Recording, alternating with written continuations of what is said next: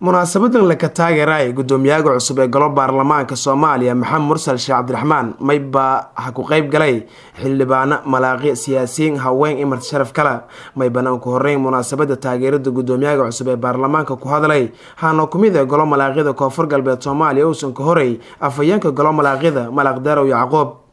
hiil iyo inay adaki guulaysiyo xilkaas eedeedan ka faraxsan ilaahay ki guulaysi ma eedan ka faraxsanna inay ada sadeedan sano hadda socota inay ada hogaamido ma ilaahay kiin ku tuuqane inay ada xilkaas ilaahay kiin ka eeboyna wali hambaliye iyo wali islaamo hore lahaan mari farxad reer baydhabo geeka ziyaadu dadka dhangal ku kasa suuq gal ku kasa jididka ku kasa wala geeka baydhabo damaashada ku dhiyahay wala liyaabiyo baadije runtii munaasabadan walin kan baleeyana lankale raaw Maxamed Mursal Sheekh Cabdiraxmaan hilka shalay ka guulaysidii ilaahay ka garab gala wayleena gudoomiyaha dhawaaw dadka ka taageerahay baydhabo ko taageerahay gudoomiyaha ururka bilaanto gobolka Baay Muraayi Ibraahim Madeer oo yahay qaban qaabeeyay munaasabada yahanbali iyo bogaadin iyo waliba dardaaran dirtay gudoomiyaha cusub ee golo baarlamaanka Soomaaliya ee shalay la dooraday Maxamed Mursal Sheekh Cabdiraxmaan kiin taageero hayna maamul goboleedka Koonfur Galbeed ko taageero hayna way kalana haka dhawaaw dalka iyo dadka Soomaali walan gobolka kalana waana ka faraxsana in wal gobolaas oo ka taawayaan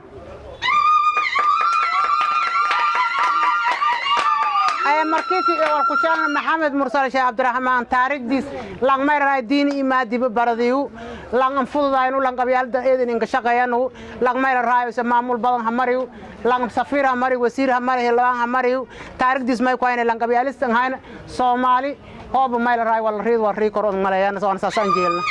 xildhibaan Madkariin Maxamed oo ku tirsan baarlamaanka Koonfur Galbeed Soomaaliya oo gabagabadii munaasabada ku hadlay yamay ba wal badan ku sheekay taariikhda iyo hab dhaqanka gudoomiyaha cusub ee baarlamaanka Soomaaliya garaasa aqal badan deeg hor indhaha gali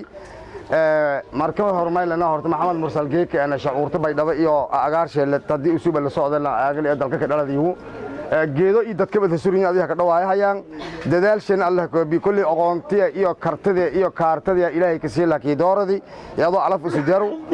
dawladda la ku bilaaw dawladda ku meel geerka iyo ila saacada dun roog dhatoon Maxamed Mursal ee ma ilahay lang maamul haylahay ila ambassador wasiir hadda may taagna gudoomiyaha baarlamaanka oo liin dooradii shalay aqoontiis iyo may ka deeray kartidiis iyo alafdiga ka deeri oo uun la fadaan maalnimadii shalay yahayti madii xubna golo baarlamaanka Soomaaliya iyo afayeen ahaan dooradeen Maxamed Mursal Sheekh Cabdiraxmaan oo soo horeyn hay wasiirka gaashaandhigga dawladda federaalka Soomaaliya Maxamed Nuur Maxamed Cabdullaahi telefishinka caalamiga ee Koonfur Galbeed Soomaaliya Baydhabo.